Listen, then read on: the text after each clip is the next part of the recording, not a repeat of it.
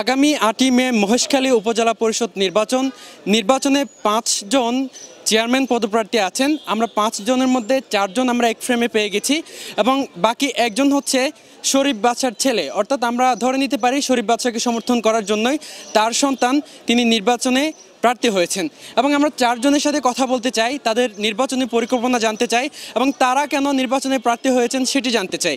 প্রথমে আমরা কথা বলে নিতে চাই যিনি কিছুদিন আগে পর্যন্ত মহেশখালী উপজেলা পরিষদের চেয়ারম্যান ছিলেন, সংসদ সদস্য নির্বাচন করেছেন শরীফ বাদশা। শরীফ বাদশা, আপনাকে স্বাগতম। আপনি যদি একটু বলতেন, আপনি মহেশখালী উপজেলা পরিষদের চেয়ারম্যান ছিলেন, সংসদ সদস্য প্রার্থী হয়েছেন, আবার আপনি নির্বাচনে দাঁড়িয়েছেন, আপনার পরিকল্পনা কি সেটি যদি একটু জানাতেন। আসলে আমার পরিকল্পনা হইল এটা, আমি তো চেয়ারম্যান ছিলাম, আমার ভাই কিছু কাজকর্ম বাকি আছে, এটাকে আসলে অব্যাহত রাখার জন্য আবার পুনরায় আমি উপজেলা চেয়ারম্যানে অংশগ্রহণ করছি। সেটাই মূলত উদ্দেশ্য। আমাদের কিছু পরিকল্পনা আছে, এটা বাস্তবায়নে করার জন্য আমি ধারাবাহিকভাবে এটা চলাই যাচ্ছি। আপনি যদি জিতে যান, আপনি পরীক্ষায় নেমেছেন, পরীক্ষায় যদি পাশ করে যান, তাহলে আপনি মহেশখালীকে কিভাবে সাজাতে চান? না, মহেশখালীতে আমার তো দীর্ঘদিনের পরিকল্পনা ছিল, কিছু কাজ আমি করেছি আর কিছু কাজ বাকি আছে, তা আশা করি সমস্ত পরিকল্পনা আমি এভাবে বাস্তবায়ন করব, সেটাই প্রত্যাশা। জি, আমরা এই পাশে আমরা দেখছি হাবিবুল্লাহ। আপনাকে স্বাগতম। আপনিও চেয়ারম্যান পদপ্রার্থী হিসেবে আপনি দাঁড়িয়েছেন, তো যদি একটু জানাতেন আপনার পরিকল্পনা কি, আপনার মনোনয়ন বৈধ হয়েছে, আপনি আর একটু এই পাশে এসে যদি একটু আমাদের জানাতেন। জি, ভবিষ্যৎ মহেশখালীকে ডিজিটাল মহেশখালী করার লক্ষ্যে ভবিষ্যৎ পরিকল্পনা নিয়ে সন্ত্রাসমুক্ত মহেশখালীর কেটে খাওয়া মানুষ, উন্নয়ন প্রকল্পের চাকরি, অনেক কিছু করার আছে, এইগুলা চেষ্টা করে যাব। ওই আশা ব্যক্ত করে আমি প্রার্থী হয়েছি। আপনি তো এর আগেও নির্বাচন করেছেন, তো আপনার কি মনে হয় বাকি 3জন প্রার্থী আছে, 4 জন আছে, তো আপনি কি তাদের সাথে পেরে উঠবেন বলে মনে হয়? ইনশাআল্লাহ, উপরওয়ালা সহায়। জি, অসংখ্য ধন্যবাদ। আমরা এই পাশে, আপনি যেহেতু আমার পাশে আছেন, আমি একটু এই পাশে যেতে চাই। জয়নাল আবেদিন, আপনার পরিকল্পনা যদি একটু জানাতেন, আপনি কেন প্রার্থী হলেন? ধন্যবাদ, দর্শকদেরকে সালাম জানাচ্ছি। আমি আসলে ব্যবসার পাশাপাশি বিভিন্ন সামাজিক সংগঠনের সাথে আমি জড়িত। এই সামাজিক সংগঠনগুলোর মাধ্যমে আমি বিভিন্ন মহেশখালীর জনসাধারণের পাশে আগেছিলাম, বর্তমানেও আছি। তো আমি চিন্তা করেছি এবার যেহেতু দলীয় প্রতীক নেই, আমি যেহেতু সামাজিক সংগঠনের সাথে জড়িত, দল মত নির্বিশেষে সবার সম্মিলিতভাবে কাজ করার সুযোগ আছে।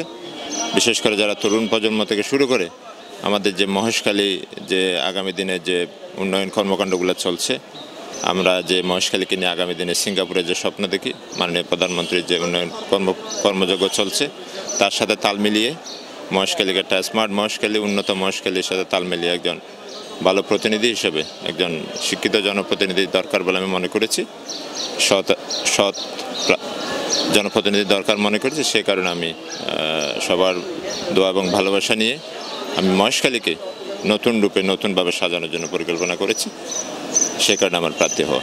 অসংখ্য ধন্যবাদ। আমরা গোলাম কুদ্দুস চৌধুরী, আপনাকে মানে খুব উৎফুল্ল দেখা যাচ্ছে, তো আপনার কি মনে হয়, আপনি এই নির্বাচনকে নিয়ে আশাবাদী কিনা, আপনি কি মনে হয় আপনার পরিকল্পনা কি?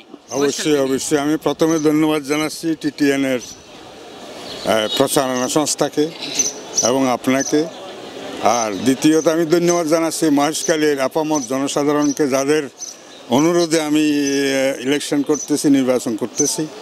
বিশেষ করে মহেশখালীতে উত্তর এবং মহেশখালী লম্বা প্রায় 22-23 কিলোমিটার, বেশিরভাগ হেডকোয়ার্টারটা হলো দক্ষিণ দিকে। ওনাদের একটু অবহেলিতার দৃষ্টিতে থাকি আমরা সবসময়, উত্তর সাইডটা সবসময় অনুন্নয়নেই থাকি। উত্তর সাইডের উন্নয়নের জন্য এবং সমবরাদ্দ বন্টনের জন্য, হ্যাঁ, প্লাস দ্বিতীয়ত আমাদের মহেশখালী মাতারবাড়ি রাস্তা ইমিডিয়েটলি পুনর্নির্মাণ এবং যাতায়াত উপযোগী করা, এবং মাতারবাড়ি এবং আমাদের কালামাছাড়ার হাজার একর অধিগ্রহণে গেছে, কিন্তু যথোপযুক্ত দাম পায় নাই। এবং কয়লা বিদ্যুতে আমাদের এলাকার মহেশখালীর মাতারবাড়ির দরগাটার হাজার ছেলে বেকার, ওদেরকে যথাযথভাবে কয়লা বিদ্যুতে চাকরি দেওয়া হয়নি। আমি নির্বাচিত হলে চেষ্টা করব মাননীয় প্রধানমন্ত্রীকে পায়ে ধরে এই মাথারবাড়ির লোক ধরগাড়ার লোককে ওখানে পুনর্বাসিত করা এবং এই মহেশখালীর অধিগ্রহণের টাকা জমির টাকাটা যাতে আরও বাড়ানো যায়, যথোপযুক্ত দাম দেওয়া যায় মাতারবাড়ি, ধলঘাট, খালামাছড়া এবং সাপলা খোয়ানক এবং যথাযথ মূল্য নির্ধারণ করে পাওয়ার ব্যবস্থা করে দেওয়া এবং আইন শৃঙ্খলার যথাযথ উন্নতি করা এবং সার্বিক আমাদের মহেশখালী একটা ডিজিটাল মানে উপজেলা হিসেবে যাতে গড়তে পারি সেই দোয়া করার জন্য, সেই প্রচেষ্টা করার জন্য আমি দাঁড়িয়েছি। দোয়া করবেন সবাইকে। আসসালামু আলাইকুম। অসংখ্য ধন্যবাদ। সর্বশেষ একটু যদি বলতেন মহেশখালীবাসীকে কি বলতে চান? আপনি সংসদ সদস্য প্রার্থী ছিলেন, আপনাকেই বলা হচ্ছে হেভিওয়েট প্রার্থী, পাশাপাশি আর সবাই হেভিওয়েট, তো আপনার কি মনে হয় বাকি 4 জনের সাথে আপনি পেরে উঠবেন কিনা? মহেশখালী তো মনে করুন আমি তো প্রার্থী উপজেলা চেয়ারম্যান ছিলাম, মাঝখানে গতবার আমি সংসদ পার্লামেন্ট নির্বাচন করলাম। আসলে বড় পর্যায়ে যত সময় হয় নাই, যেভাবে নিয়ম মাফিক হয় নাই, সে কারণে আমি হেরে গেছি। যাই হোক, উপজেলা আমার একটা পরিকল্পনা ছিল, আমি কিছু কাজ করেছি, কিছু কাজ বাকি আছে, অনেক স্বপ্ন আছে। এটা বাস্তবায়ন করার জন্য মুশকিলে মানুষ যদি ফাদার আমাকে সুযোগ দেয়, আমি এটা বাস্তবায়ন করব, এই প্রত্যাশা মূলত। আমি জনগণের কাছেও বলবো, আমি যেহেতু গতবার আমার অবস্থা কী ছিল, কী হয়েছি, সেটা বিবেচনা রাখি আমাকে যদি মূল্যায়ন করে আমি খুশি হব। জি, অসংখ্য ধন্যবাদ। আমরা 4 জন চেয়ারম্যান প্রার্থীর সাথে কথা বলেছি এবং তাদের পরিকল্পনা আমরা জেনেছি। পরবর্তীতে যখন নির্বাচনকালীন সময় হবে তখন আমরা আবারও তাদের কাছে ছুটে যাব, আবারও তাদের পরিকল্পনা জানবো, তাদের মন্তব্য জানবো। এতক্ষণ আমি আপনাদের সাথে ছিলাম আব্দুর রশিদ মানিক। এতক্ষণ আমাদের সাথে থাকার জন্য অসংখ্য ধন্যবাদ সবাইকে।